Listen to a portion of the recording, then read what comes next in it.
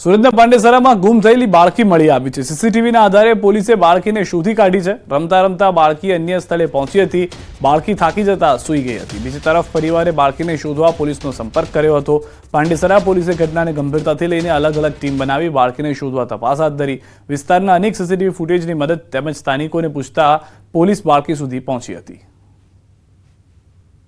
અડધી કલાકની અંદર જ અમારી જે ટીમ હતી, અમારા જે પોલીસ હતી, ડિસ્ટાફ હતા, પીએસઆઈ હતા, અમે લોકો હતા, સર્વ અમારી આખી ટીમ જઈ અને બાળકીને અમે ગણતરીના મિનિટોમાં જ ગોતી લઈ અને બાળકીના મા બાપને બાળકી સુપરત કરેલી છે।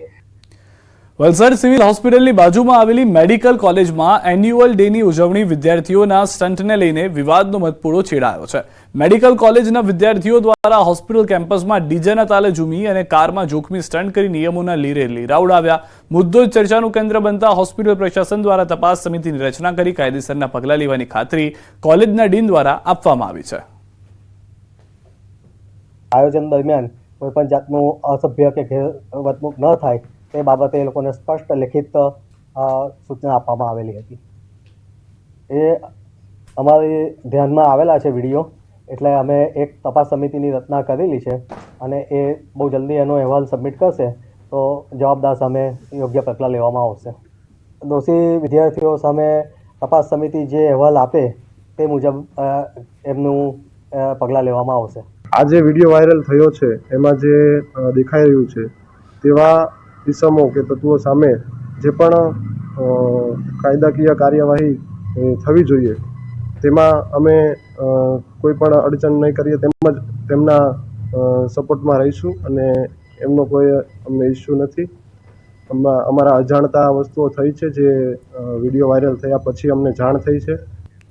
ગાંધીનગરમાં સ્ટંટબાજ નબીરાઓ ઝડપાયા છે। જાહેર રોડ પર કારમાં જોખમી રીતે સ્ટન્ટ કર્યા હતા। વીઆઈપી રોડ પર કારમાં સ્ટન્ટનો વિડીયો વાયરલ થયો હતો। રસ્તા પર જોખમી સ્ટન્ટ કરી અન્ય વાહન ચાલકોના જીવને પણ જોખમમાં મૂક્યા હતા। પોલીસે તમામ નબીરાઓને ઝડપી કાયદેસરનો પાઠ ભણાવ્યો છે। વડોદરામાં રક્ષિત ચોરસિયા હિટ એન્ડ રન મામલે તપાસનો ધમધમાટ તેજ છે। રક્ષિત ચોરસિયા નિઝામપુરા વિસ્તારમાં ભાડાના મકાનમાં રહેતો હતો। ગાયત્રી એપાર્ટમેન્ટમાં 303 નંબરના મકાનમાં રહેતો હતો। રક્ષિત ચોરસિયા મકાનમાં એકલો જ રહેતો હતો અને 7500 રૂપિયા મકાનનું ભાડું ચૂકવતો હતો। 15 ફેબ્રુઆરીના રોજ મકાન ભાડે લઈ 10 દિવસ પહેલા જ રહેવા આવ્યો હતો। પોલીસે 2 વખત રક્ષિતના ભાડાના મકાનમાં સર્ચ કર્યું છે। સાબરકાંઠાના ઈડરમાં પ્રેમિકાને મળવા ગયેલા પ્રેમીને સ્થાનિકોએ અપહરણ કરી ઢોરમાર માર્યો હતો। ચડાસણા ગામે માર મારી નગ્ન કરી ગામમાં ફેરવ્યો હતો। જે મામલે સાબરકાંઠા જિલ્લા SC/ST સેલ તેમજ ઈડર પોલીસે 9 આરોપીઓને ઝડપી